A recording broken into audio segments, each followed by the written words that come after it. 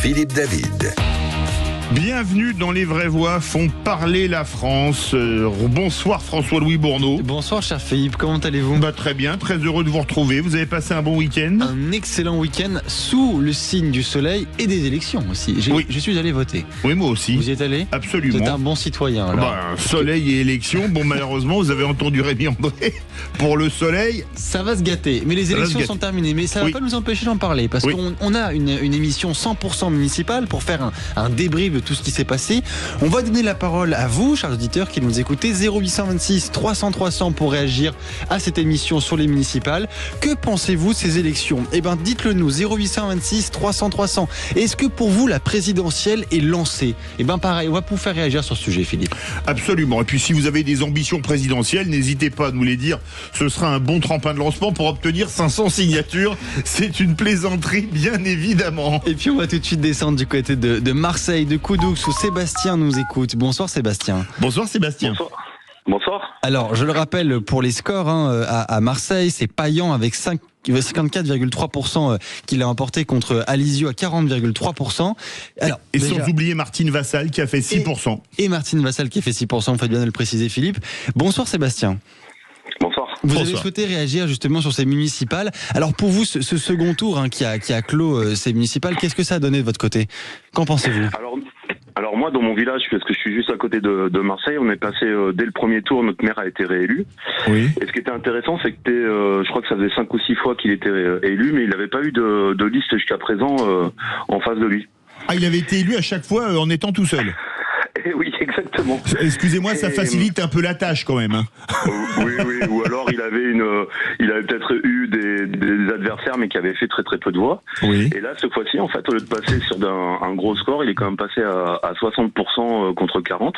Oui. Ce qui a été quand même très surprenant pour nous. Mais en fait, je pense que l'actualité du moment, je pense que les préoccupations des gens ont fait qu'il y avait peut-être des attentes et c'était aussi un signal pour dire, maintenant, voilà, à ton niveau, fais peut-être quelque chose de plus pour le village ou... Voilà. Sébastien, vous avez vécu à Toulon, si je ne me trompe pas. Vous dites qu'il y a eu une montée du Rassemblement national, même du FN, on le disait avant. Ça a été la première grande ville de France qui soit passée FN il y a plus de 30 ans, en 1995, et le maire s'appelait Jean-Marie Le Chevalier. Et vous semblez savoir pourquoi Laure Lavalette a perdu pour ce second tour. On vous écoute. Je pense que l'expérience de Front National à Toulon a marqué les esprits. Très sincèrement, ça a été une période qui a été assez compliquée, où toutes les subventions ont été coupées. Donc vous savez que Toulon, c'est quand même le RCT, c'est le rugby. On a eu le rugby qui n'a plus été aidé. Enfin, on avait un des plus grands centres de formation qui a été arrêté. Au niveau culturel, tout avait été stoppé.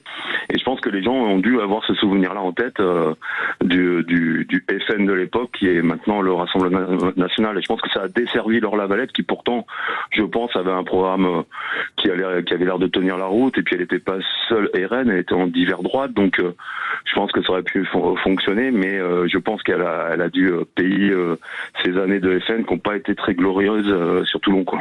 Mais elle a été battue par un front républicain, parce que je rappelle que tout le monde s'est désisté au profit de José Massy, qui était la maire sortante à Toulon. On parlait tout à l'heure de la phrase de Françoise Degois dans Les Vraies Voix, la petite phrase du jour, je ne sais pas si vous l'avez entendue, où Françoise Degois disait il faudrait que Marine Tondelier s'explique parce que la candidate écologiste ne s'est pas retirée à Nice, ce qui pour elle avait permis à Éric Ciotti de battre Christian Estrosi. Est-ce que vous pensez que pour vous, si jamais il n'y avait pas eu le Front républicain comme à Nice, Laure Lavalette aurait été élue ou pas ? Ah, mais sans aucun doute. En fait, moi j'ai grandi à Toulon. Si vous voulez, Toulon c'est une ville de petite délinquance en fait. C'est-à-dire on a beaucoup de personnes retraitées avec une délinquance assez marquée, enfin qui a été assez marquée pendant des années. Et en fait, quand vous avez des gens qui viennent dans une des villes les plus ensoleillées de France faire leur retraite et qui se font braquer la voiture, cambrioler la maison, arracher le sac, et qu'il y a quelqu'un qui leur dit votez pour moi, vous allez voir tout va s'arranger. En général, ils sont plutôt ils ont plutôt envie de voter pour ça. Oui. Sauf que après, c'est vraiment une ville qui est différente de Marseille. Marseille, on est plus en grand banditisme. Alors bon, c'est le moins qu'on puisse dire, oui. ce que vous voyez, ce que nous on vit, moi personnellement, effectivement à Marseille, c'est vrai qu'il y a de la délinquance sur la route, il y a quelque chose de très sanguin, très méditerranéen, mais globalement, j'ai jamais vu de gens sortir des mitraillettes et tirer partout, quoi. Je veux dire, enfin, c'est pas le cas, c'est plutôt isolé, et puis c'est isolé dans des quartiers où, voilà, il faut pas aller, quoi. Moi, j'ai des amis à Toulon et à Olioul, c'est villes que vous connaissez bien, je vais régulièrement les voir. Il m'est jamais rien arrivé, comme dirait l'autre, pourvu que ça dure. Mais je voudrais vous poser une question. Moi, je suis pas d'accord, par contre. Moi, j'étais très jeune. En fait, ce qui est marrant, c'est parce que j'entendais beaucoup de réflexions sur la situation actuelle des villes. Moi, j'ai 48 ans aujourd'hui. J'ai grandi à Toulon. J'ai eu la chance jusqu'en 6e d'être dans une école privée. Tout se passait très bien. Quand je suis passé dans le public à Toulon, je peux vous assurer que c'était pas une période très simple pour moi jusqu'à la partie du lycée. Oui. Et au lieu d'aller faire du cheval, moi je suis allé faire du karaté, de la boxe thaïlandaise, des choses comme ça. Ah oui, deux salles, deux ambiances là, oui. Et c'est vrai que dans le centre-ville, on avait vraiment un problème de délinquance, mais voilà, c'était la délinquance de bagarre, d'agression, oui. Mais c'était pas les rafales de calage pour c'était pas les rafales de calage pour comme le narcotrafic à Marseille par exemple. Moi j'en ai jamais vu, après j'en ai entendu parler, mais j'en ai jamais vu à Toulon non plus. Mais par contre c'est vrai que vous aviez du racisme concrètement, il faut être clair, hein, et puis du racisme qui était dans les deux sens. Hein. D'accord. Alors là, je connais pas assez bien Toulon. Moi, j'y vais régulièrement de temps en temps l'été. Donc, je dis pour voir des amis à Toulon et à Olioul que je salue parce que je sais qu'ils sont auditeurs de Sud Radio et qu'ils sont peut-être à l'écoute. D'ailleurs, je les embrasse. Mais c'est pour ça que les gens ne comprennent pas, en fait, que les gens puissent voter dans certaines mairies du sud de la France sur du Rassemblement National ou à l'époque du Front National. Mais en fait, c'est leur quotidien qui est affecté. C'est se retrouver dans des quartiers où on peut plus aller, c'est se faire agresser au jour le jour, de voir ses enfants qui rentrent de l'école avec tout le temps des histoires à raconter. Et ça c'est ça qui, je pense, qui les gens, c'est on va dire, on va mettre ça sur le ligne de l'insécurité. Alors, Sébastien, restez avec nous parce que ça réagit au 0826 300 300. Du côté d'une ville qui a beaucoup fait parler d'elle durant ces municipales. Alors je vais mouiller, c'est la plus belle ville du monde. Les enfants y sont nés, j'y ai vécu longtemps. On l'appelle la ville rose, donc Toulouse. Des âneries pareilles. Loïc de Toulouse, vous êtes avec nous. De Toulouse, pardon, vous êtes avec nous. Bonsoir Loïc. Bonsoir Loïc. Oui, bonsoir. Je fais un petit rappel des scores de ces élections municipales. On avait Jean-Luc Moudin qui était en tête de ces élections avec 53% des votes. Et en face, François Piquemal avec 46% des voix. C'était très serré, Philippe. Oui, alors vous, quelle est votre approche de ces municipales, Loïc ? Vous avez entendu Sébastien qui vous écoute, vous allez même pouvoir échanger ensemble. Qu'est-ce que vous en pensez ? Quelle conclusion tirez-vous de ces municipales ? Qui quelque part me fait plaisir, même si ce n'est pas forcément ma tasse de thé, c'est que le maire sortant ait été réélu. Oui. Donc ça veut dire aussi qu'on a quand même une population toulousaine, si on écoute LFI, de fascistes, hein, étant donné que ce pauvre monsieur Moudin, que centriste qu'il est par excellence, est donc un fasciste pour ces gens-là.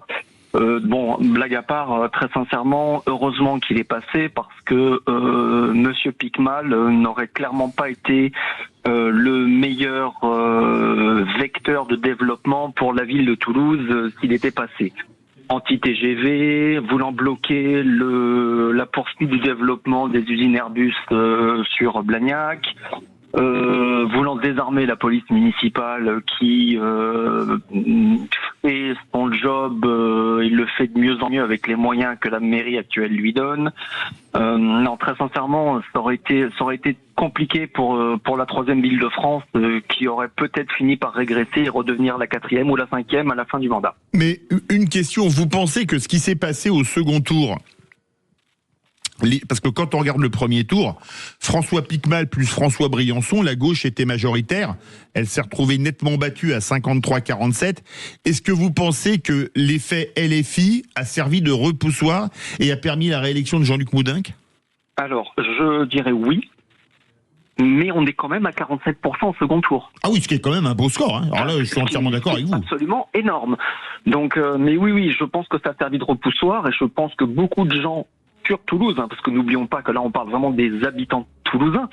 Je pense qu'entre le premier et le second tour, effectivement, il y a des gens qui ont dû se réveiller. Bon, le premier tour, ils ont laissé quelque part le choix se faire. Et le second tour, je pense qu'il y a des votants qui se sont dit, bon, là maintenant ça suffit les conneries, on y va.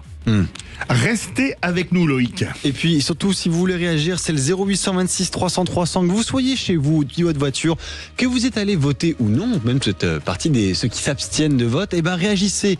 0826 300 300. Est-ce que pour vous, la présidentielle est lancée? On en parle tout de suite. Sud Radio. Parlons vrai.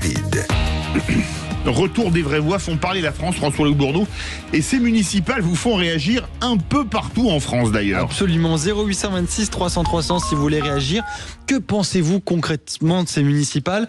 On est avec Gérald d'Auxerre. Bonsoir Gérald. Bonsoir Gérald. Bonsoir, Gérald. l'équipe, j'espère que vous allez bien. On va très bien. Quand on est avec nos auditeurs, on ne peut aller que bien. On n'a pas perdu notre Chablis, c'est déjà ça. Je le rappelle, du côté d'Auxerre, ce sont les 10 versantes qui ont été élues en tête avec Mathieu Debain à 33%. Philippe. Alors je tiens à rappeler que l'abus d'alcool est dangereux pour la santé à consommer avec modération, pour le Chablis, Gérald, mais je confirme que c'est un excellent breuvage que je partagerai avec les auditeurs de Sud Radio avec un immense plaisir. Alors vous avez entendu Sébastien et Loïc qui sont encore avec nous. C'est quoi votre approche de ces municipales? Quel débrief faites-vous à froid 23h45 après le dévoilement des résultats? Et est-ce que vous êtes allé voter surtout aussi, Gérald? Ah oui, bien sûr, j'ai été voté, tout à fait. Moi, je suis dans un petit village à côté d'Auxerre. Bon, le maire sortant, bien évidemment, s'est fait battre, ce qui était prévisible de toute façon. Maintenant, moi, j'ai l'impression que les gens sont un peu perdus dans ces élections municipales. Je rappelle que ce ne sont que des élections municipales. On n'est pas au présidentiel. Ah, c'est clair. Alors, bien évidemment, tout va se jouer à partir de 2027. Je crois que tout va se jouer parce que vous avez beaucoup il y a trop de partis, moi je pense. Franchement, il y a trop de partis, puisque quand on voit un petit peu ce qui se passe sur la carte de France, il y a vraiment c'est disparate un peu quoi. C'est pour moi. C'est vraiment disparate. Alors, excusez-moi, mais au nom de la démocratie, vous pouvez pas empêcher des partis de se créer. Même si, vous savez, pour créer un parti, il faut 3 personnes. Un président, un trésorier, un secrétaire général. Donc, vous et 2 copains, tout le monde peut monter un parti. Moi, je pense que je dis à François-Louis et Maxime, on monte un parti à la fin de l'émission. Je sais pas s'ils me diraient oui, mais... Le parti des bons vivants pour vous, Philippe, ça sera, je pense. Parti du cassoulet. J'empêcherai absolument pas les gens, mais je veux dire que ça dilue en fait une politique. Il faudrait une politique générale qui soit solidaire d'un ensemble en fait. Voilà. Ce qui n'est absolument pas le cas. Vous avez d'un côté, je dis n'importe quoi, des écolos. Après vous avez du LR. Après vous avez du PS. Vous avez plein de choses qui sont pour moi quelque chose d'ennuyeux parce que les gens vont un petit peu aller n'importe où. Parce que j'ai vu la carte de France. Bon, soyons clairs. La politique actuelle, alors j'espère que pour tous les maires qui sont élus, qu'ils soient de gauche, de droite, du centre, etc., j'espère qu'ils vont vraiment faire bouger les choses, parce que là, en ce moment, on a quand même un pays en grande difficulté, quoi. Moi, c'est ça qui me gêne beaucoup. Un pays qui un petit peu en train de se noyer, je dirais, parce que, je suis désolé, moi, les politiques, jusqu'à preuve du contraire qu'ils ont fait, ça me pose un vrai problème de conscience, quoi. Un vrai problème. Voilà. Gérald, je voulais poser une question que je veux aussi poser à nos auditeurs et même à Loïc de Toulouse et Sébastien de Marseille qui sont avec nous. Est-ce que vous sentez un paysage municipal fracturé? On voit les métropoles qui sont aux mains du PS, la droite qui est plutôt dans les villes moyennes ou petites villes, et les filles dans les quartiers plus populaires. Est-ce que pour vous, c'est un sentiment de paysage municipal fracturé? Je laisse nos auditeurs répondre aussi au 0826 300 300. C'est ce que je viens de dire, bien évidemment. C'est même plus, c'est une très très grosse fracture qu'il peut y avoir, puisqu'il y a quand même, je dirais, des gens de droit en France où les gens n'en peuvent plus. Je suis très très clair. Pour moi, LFI, c'est un parti qui pose problème au niveau, je dirais, de la représentation du pays. Moi, je peux pas défendre de la violence, je peux pas défendre des gens qui souffrent. Si, je vais les défendre justement, mais je peux pas défendre des gens qui sont en permanence la peur au ventre parce que vous avez un parti qui fait de plus en plus, je dirais, qui tient des propos de plus en plus difficiles et durs à entendre. Maintenant, moi, ce que je souhaite, et je le dis souvent, c'est qu'on devrait avoir un parti unitaire, solidaire, qui n'est pas le cas actuellement, et c'est vrai qu'il y a plein de fractures dans tout le pays. On a des tonnes et des tonnes maintenant de gens qui savent plus vraiment à quelle fin se vouer. Ah, ça c'est clair. Alors Gérald, restez avec nous. On était à Coudou. On est parti à Toulouse, à Auxerre et direction la ville du bon roi Henri IV. La ville de Pau, Philippe, avec Sylvain. Bonsoir Sylvain. Bonsoir Sylvain. Bonsoir à toute l'équipe de Sud Radio. Vous souhaitiez réagir sur ces municipales, mais on peut le dire, la ville de Pau, c'est aussi la ville de François Bayrou qui a été battue de 344 voix par la gauche. On vous laisse réagir, Sylvain. Oui, en fait, il y avait une triangulaire. Oui, absolument. Avec le RN qui était passé de 6% les 2 dernières fois à plus de 16%. Et en fait, je pense que Monsieur Bayrou donc a perdu son poste de maire du fait à ce que l'on dit, en tout cas, je le sais de source à peu près sûre, il aurait signé un accord avec le président Macron avant les Jeux Olympiques pour recevoir des migrants africains subsahariens qui se trouvaient dans des chambres d'hôtel qu'il fallait libérer pour les Jeux Olympiques. Et donc suite à cet accord, il y a eu un gros afflux de subsahariens, surtout visible au centre de Pau. Oui, je n'étais pas au courant de cette histoire, je vous écoute, mais... Dans certaines rues, il y a parfois plus de subsahariens que de Béarnais, et d'où la montée du vote RN. D'où la multiplication pratiquement par 3 du vote RN, et qui s'est maintenue au second tour. Mais je vous coupe, je vais vous redonner la parole, mais regardez, dans une ville à même pas 50 km de Pau qui s'appelle Tarbes, je crois que c'est 46 km, Tarbes-Pau, je connais bien la région, le RN a failli remporter la mairie, il y avait aussi une triangulaire, et il était en tête au premier tour, alors que le RN a toujours été faible dans les Hautes-Pyrénées. Je suis originaire des Hautes-Pyrénées, donc c'est un département que je connais pas trop mal.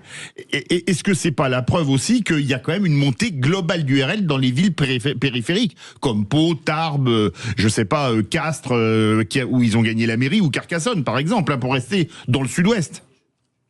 Au niveau général, probablement, mais au niveau palois, je sais que il n'y avait pas de subsahariens dans les rues de Pau il y a quelques années.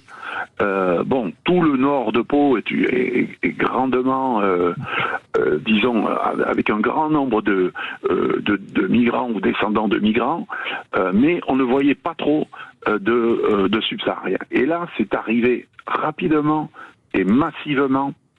Et je pense que ça a pu jouer. Voilà. Mais ce que vous dites possible. Et est-ce que Pau, parce qu'il y a un quartier difficile à Pau qu'on connaît assez bien, c'est Loos-des-Bois, est-ce que la délinquance est vraiment un fléau à Pau, ou est-ce que c'est quand même une ville relativement calme? Pour moi, Pau, c'est une ville relativement calme, pour pas dire très calme, à part Loos-des-Bois.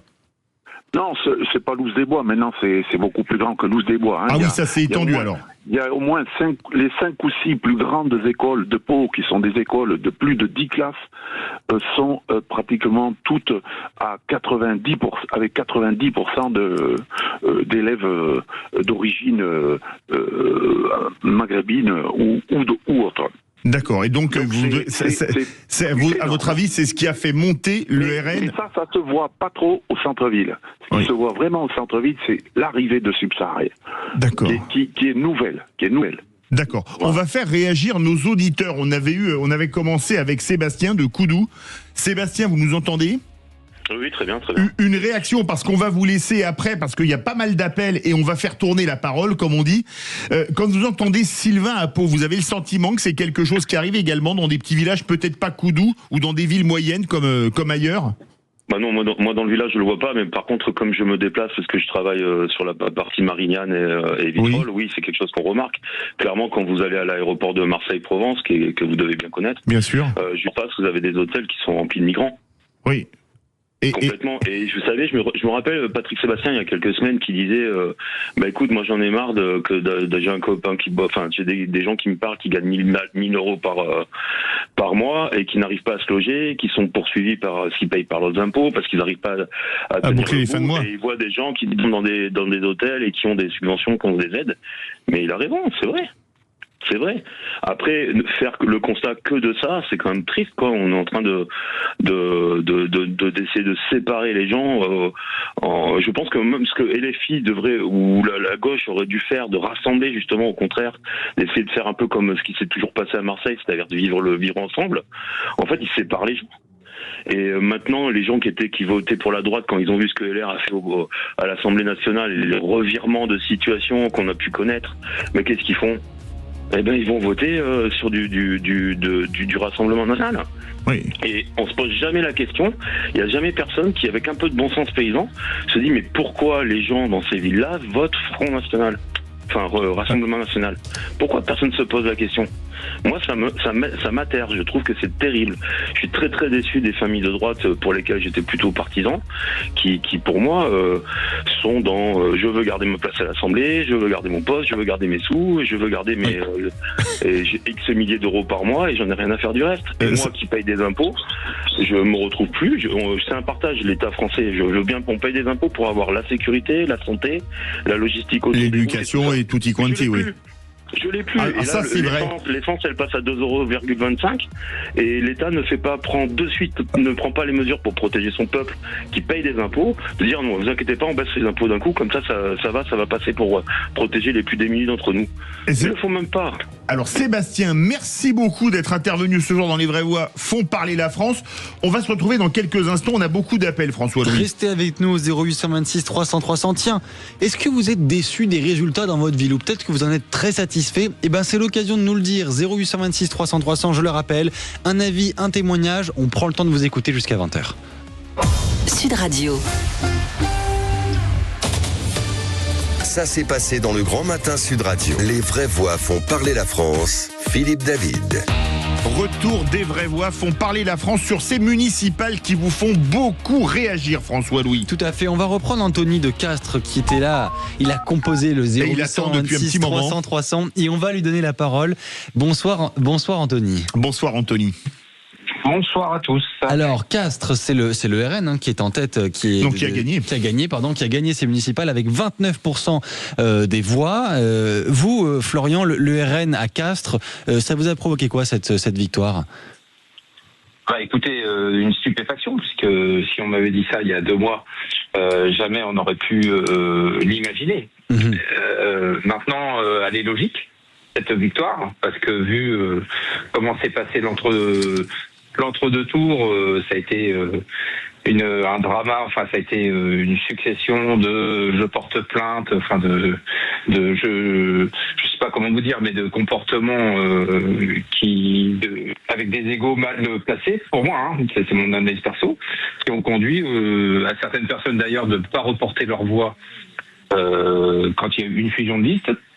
Et qui se sont dit finalement puisque c'est comme ça et que tout ça magouille, finalement ils avaient raison et beaucoup de voix sont portées sur le RN. Et à Castres, vous avez une pintangulaire, c'est-à-dire 5 listes au second tour. Exactement, dont 3 listes, que je vous dise pas de bêtises, 3 listes d'un socle commun qui était le droite, divers droite, centre droit. C'est ça. C'est quand même assez une pintangulaire, c'est quand même rare. Faut être franc. Quand Anthony, quand vous décrivez justement tous ces comportements, c'est pas unique malheureusement à Castres, ces comportements d'égo que peuvent avoir certains candidats au municipal ou même au présidentiel, mais là on parle des municipales. Ça vous dégoûte pas un petit peu justement de la politique ou même peut-être d'aller voter ? Qu'est-ce que ça vous provoque exactement ce genre d'attitude ? Oui, d'aller voter, non, parce que il faut le faire, parce qu'après, moi je suis toujours partisan on peut pas se plaindre si on n'a pas voté, on participe pas au système. Ouais. Voilà. On peut pas critiquer le système et être en dehors du système, c'est pas possible, c'est trop facile. Donc non, faut aller voter. Mais c'est vrai qu'en fait, le sentiment c'est de gâchis, puisque finalement le maire sortant en tout cas avait un candidat qui était désigné, et en tout cas on sentait que ça pouvait être une liste du maire sortant et une autre liste de droite, centre droit, divers droite qui pouvait passer, que le RN était tenu à distance, mais tout le monde s'est plus ou moins maintenu, il n'y a qu'une liste qui a fusionné. Oui. Et le parti des voix alors que l'électorat du RN, lui, il est resté solide, et il y a même des gens d'autres listes qui sont allés se reporter sur RN, dégoûtés de des magouilles. Anthony, est-ce que c'est pas amusant de voir que finalement, avec une pinte angulaire, je crois qu'il y avait même des sexangulaires dans certains endroits, mais pas des villes aussi importantes que Castres, le RN est passé, mais ça aurait pu être le cas de n'importe quel autre candidat, avec moins de 30% des voix, 29,85. Tout à fait. 29, oui, c'est petit au final. Ça représente pas grand monde dans la commune, mais ça suffit. Et donc, moi, je pense que c'est une leçon qu'il faut retenir, aussi bien pour les municipales que pour les régionales, mais surtout pour les présidentielles. Anthony, restez avec nous. On va prendre Loïc de Toulouse, qu'on avait eu, parce que Toulouse-Castres, c'est pas très loin. Et puis, on peut dire que vos deux villes font beaucoup parler dans l'actualité en raison de l'autoroute. Vous voyez ce que je veux dire? À 69. Loïc, quand vous voyez que, par exemple, à Toulouse, le RN a fait un très mauvais score au municipal, même pas 10%, je crois qu'ils ont fait 7, c'est ça, à Toulouse. Donc, impossibilité de se maintenir. Je crois que c'est 7, de mémoire. Et que vous voyez, par exemple, des villes moyennes comme Castres ou Carcassonne, qui n'étaient pas des terres RN au départ, en particulier l'Aude, c'était un département de gauche qui a maintenant 3 députés RN et dont la préfecture est une mairie RN. Est-ce que vous n'avez pas l'impression que ça démontre la rupture entre les grosses métropoles, c'était d'ailleurs mon édito ce matin dans le Grand Matin de Patrick Roger, et les villes moyennes, le plafond de verre dans les grandes métropoles et des victoires dans des villes moyennes? Et quand je dis ville moyenne, c'est pas du tout négatif dans ma bouche. Non, mais j'ai entendu votre édito ce matin, je le partage totalement. Merci. Après, il faut être très clair aussi, prenons la sociologie de la ville de Toulouse. Si vous prenez Toulouse intramuros, donc les électeurs de Toulouse, vous avez quand même énormément de quartiers populaires qui ont été pris dans les 70. Oui. Et ces gens-là sont des gens qui aujourd'hui votent et se mobilisent. Alors, Toulouse, vous avez des quartiers qui se gentrifient, c'est une vérité. À grande vitesse. Vous avez aussi énormément de quartiers populaires, avec des populations qui sont arrivées d'Italie dans les années 50, du Portugal, qui ont été remplacées ensuite par des populations d'Afrique du Nord à partir des années 70. Aujourd'hui, effectivement, ces gens-là sont peut-être plus réceptifs à certains discours populistes comme ceux de LFI qui veulent rester gratis, en oubliant une petite chose, c'est que c'est très bien, si jamais LFI était passé, quand je vois toutes les choses gratuites qu'ils voulaient mettre en place, il y a un moment, il faut être très clair, c'est les Toulousains qui auraient payé. Le gratuit n'existe pas. Ça réagit beaucoup au 0826 300 300. On n'est pas encore allé en Ile-de-France, mais ça réagit en Ile-de-France. On va aller du côté de Pontoise avec Patrick. Bonsoir Patrick. Bonsoir Patrick. Bonsoir Sud Radio. Alors vous êtes du côté de Pontoise, mais il semblerait que vous voulez réagir du côté de Toulouse, de ce qui s'est passé notamment entre Jean-Luc Moudingue et François Piquemal. On vous écoute. Pour la raison suivante, je trouve le résultat de Toulouse absolument catastrophique, en ce sens que certes Jean-Luc Moudingue a été élu, mais il y a 46%, si je ne me trompe pas, de Toulousains. Pratiquement 47, parce que c'est 50... Qui ont voté pour une liste qui, si elle était passée, aurait arrêté les investissements d'Airbus pour longtemps. Donc comment se fait-il que la population puisse être déraisonnable à ce point ? Ça, c'est ma première question. J'en ai une deuxième sur l'Île-de-France. Alors, allez-y, on vous écoute sur l'Île-de-France. La deuxième sur l'Île-de-France, c'est que je ne comprends pas les résultats de Paris. Les sondages annonçaient entre Grégoire et Dati 2 points d'écart, c'est-à-dire grosso modo la marge d'erreur. C'était 46-44 et 10 pour Sophia Chikirou, le dernier sondage IFOP fiducial pour Sud Radio et la Dépêche du Midi jeudi soir. C'est nous qui l'avons annoncé d'ailleurs. Or, il y a 10% d'écart. Oui. Alors, il serait bien que les instituts de sondage nous expliquent clairement ce qui s'est passé, parce que statistiquement, c'est peu probable que ça arrive sur une ville qui a 2 millions d'habitants, donc une population importante. Alors, Patrick, restez en ligne, parce que c'est assez intéressant ce que vous dites. Nous, on a décortiqué, évidemment, avec l'IFOP, puisque Sud Radio est partenaire avec l'IFOP. En fait... Au second tour à Paris, les voix de Sarah Knafo, qui étaient de 10% au premier tour, se sont bien reportées manifestement sur Rachida Dati. En revanche, les voix de Pierre-Yves Bournazel, qui était soutenu notamment par Gabriel Attal, ce qui manque pas de sel, j'ai dit ce matin, sachant que Rachida Dati représentait la majorité présidentielle, se sont très mal reportés et ont même plutôt voté, comment il s'appelle, le tête de liste à Paris, le nouveau maire de Paris. J'ai un trou de mémoire après 3 heures d'antenne, c'est possible. Non, Grégory Doucet, c'est à Lyon. Emmanuel Grégoire. Ont plus voté Emmanuel Grégoire qu'ils ne sont allés à la pêche. Donc ça a fait le delta, hein. Oui, mais c'est quand même étonnant que des instituts, des instituts expérimentés n'aient rien intégré en la matière et qu'on arrive à de tels écarts. Moi, statistiquement, je ne le comprends toujours pas. Alors, je vais vous dire une chose, ça fait partie, tout le reste de l'IFOP a été bon, que ce soit Toulon où il disait le score par lequel José Massy a battu Laure Lavalette. Il nous disait la victoire d'Éric Ciotti et le score a été propre. Mais là, je pense que Paris, ça a été vraiment l'exception qui confirme la règle que les sondages ne sont pas une science exacte, à mon avis. Mais restez avec nous parce qu'il y a a priori Pierre qui veut réagir ou Jean. C'est Jean, c'est ça ? Tarbes. Ah bah là, on repart dans les Hautes-Pyrénées. Bonsoir Jean. Oui, bonsoir monsieur. J'ai entendu que vous êtes idiote, Pierre. Oui, je suis de la Vallée Toye par ma mère, absolument, entre Lucin-Sauveur et Barège. Voilà, alors je voudrais vous donner un peu des petites nouvelles de Tarbes. Ah oui. Et notamment regretter une première chose. C'est le terme divers centre. Oui. Je ne comprends pas ce terme divers centre, puisqu'en fait, nous avons des gens qui sont centristes de droite et des gens qui sont centristes, macronistes et soutenus. Macron, quand même, était à l'origine un bon socialiste. Et donc, je ne comprends pas ce terme de divers centre, car ça trompe les gens. Vous avez sur la liste à Tarbes, pour les élections, il y avait 7 candidats. Sur les 7 candidats, il n'y en avait que 3 qui affichaient leur couleur, et je les en félicite. Il y avait un candidat communiste. Oui. Il ne le cachait pas. Tarbes a été longtemps une ville communiste, notamment avec Héra Sarret, qui a été maire pendant des lustres. 2 mandats de M. Héra Sarret. Et donc il y avait un candidat communiste qui affichait la couleur, un candidat d'extrême gauche, enfin pas d'extrême gauche, NPA, enfin oui. Oui, elle n'est pas classée extrême gauche, NPA, oui. Pas la France Insoumise, heureusement, nous avons évité ça à Tarbes. Et il y avait un candidat Rassemblement National UDR oui. qui affichait la couleur. Oui. Et les 3 autres candidats, M. Claverie, M. Lagonel et M. Garnier, qui n'affichaient aucune couleur politique.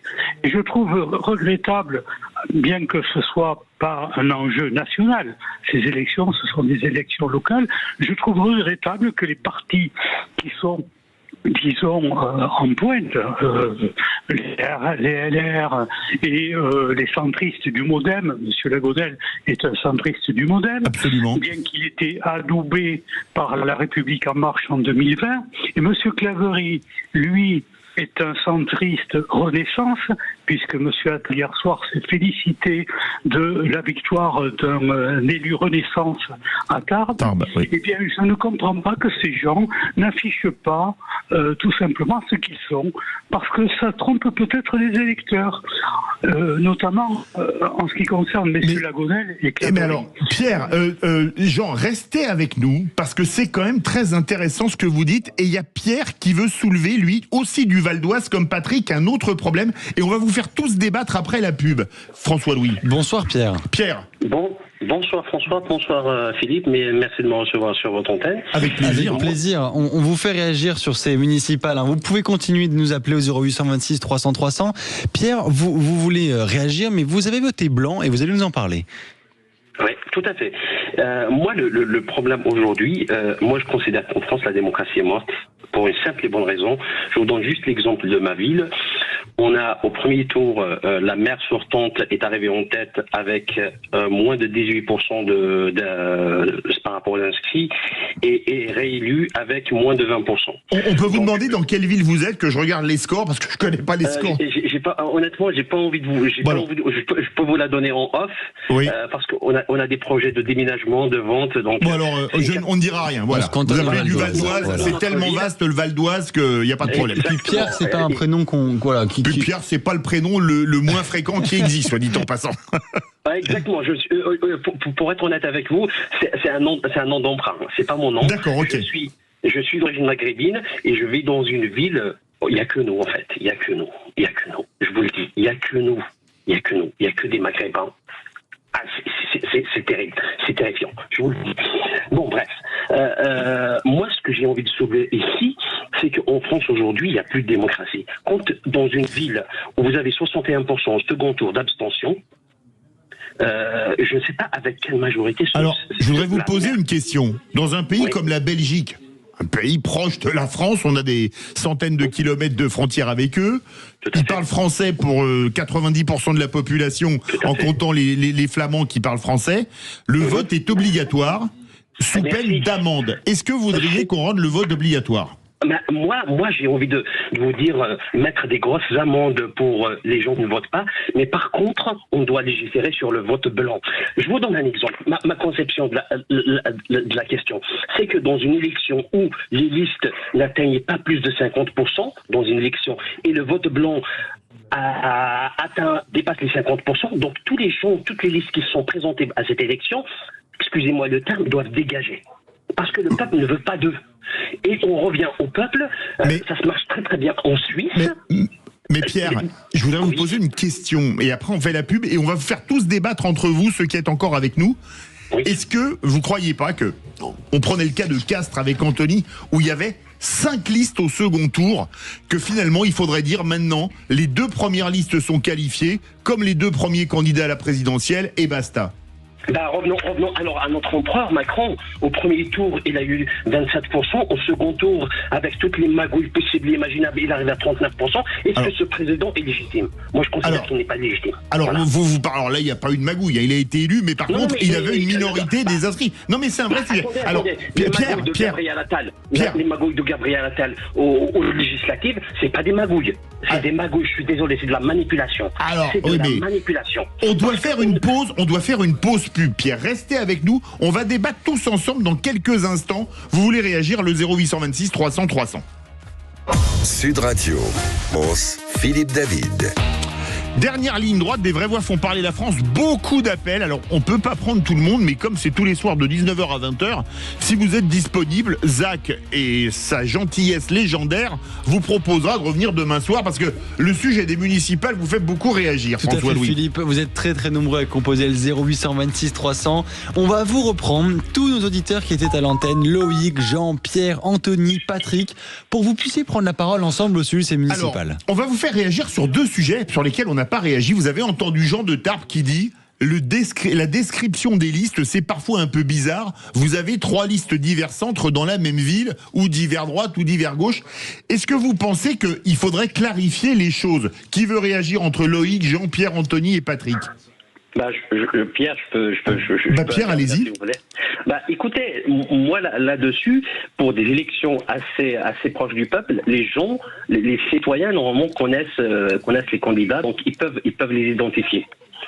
Moi, là-dessus, personnellement, ça ne me pose pas de problème. Dans ma ville, là où j'habite, on est plus de 40 000 habitants, donc c'est une grande ville. Oui, on est à 15 minutes de la Défense en marche. Donc, je peux vous dire, je connais tous les partis, je connais toutes les têtes et je connais toutes leurs magouilles. Donc, je peux les identifier facilement. Et en n'en parlant pas dans des petits villages ou dans des petites communes. Moi, là-dessus, ça ne me pose pas de problème. Par contre, ce qui m'a posé problème avec un intervenant tout à l'heure, en disant qu'il y a beaucoup de partis. Non, on ne va pas aller à la soviétique, avoir un parti unique ou une pensée unique. Non, il n'en est pas question. Plus il y a de gens, plus on a de diversité, plus on a de démocratie. Par contre, le seul problème, c'est l'abstention, moi, qui me pose Pierre, vraiment fondamentalement. C'était Gérald qui a dû nous laisser, qui disait que lui, il trouvait qu'il y avait trop de partis. Gérald d'Auxerre. Mais j'avais dit, on peut pas interdire aux gens de créer un parti. J'ai même pris l'exemple que nous, on pourrait en créer un. Alors attendez, on va faire réagir les autres. Loïc, Anthony, Patrick, pour réagir à ce que disait Jean sur la clarté ou le vote blanc. Vous voulez réagir sur quoi ? Alors, le vote blanc... Qui parle là ? Parce que j'ai pas retenu toutes les voix. Loïc, on vous écoute. Sur le vote blanc, dont Pierre a parlé. Je pense... Oui, Loïc ? Loïc? Je crois qu'on a perdu Loïc. On a perdu Loïc. Qui est-ce qui veut réagir? Anthony ou Patrick sur le vote blanc? Anthony, ouais, je veux bien. Alors Anthony, on vous écoute. Sur le vote blanc. Alors, sur le vote blanc, moi je trouve qu'effectivement on devrait donner plus d'importance au vote blanc. Et je pense que si on le faisait déjà, il y aurait moins d'abstention. Oui. Parce qu'en fait, on a beaucoup de gens, moi je trouve depuis les 2-3 dernières grandes échéances, qui disent de toute façon, moi je suis pas d'accord, mais vu que le vote blanc, finalement ça compte pas trop, j'y vais pas et voilà. Et c'est surtout, je trouve que c'est un bon indicateur de ce qui va pas. Voilà. En France. C'est un mode d'expression et je trouve qu'on devrait laisser les gens s'exprimer un peu plus.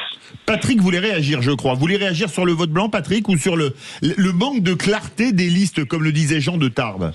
Oui, sur les deux sujets. Eh bien, allez-y. Les deux pour le prix d'un.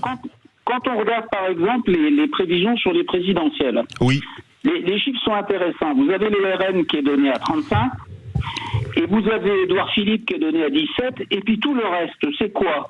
Alors, c'est des partis qui s'appellent partis, mais en fait qui sont devenus des quasi-groupuscules. C'est des gens qui tournent autour de 10%, qui représentent plus grand-chose. Excusez-moi, à 10%, on n'est pas un groupuscule, on est un parti qui a du poids quand même. Même si aujourd'hui, c'est très atomisé. On a connu l'époque où la France avait 4 partis. C'était le RPR, l'UDF, le PS, le PC. Le PC s'est effondré, le PS s'est effondré, le RPR et l'UDF ont fusionné et se sont effondrés.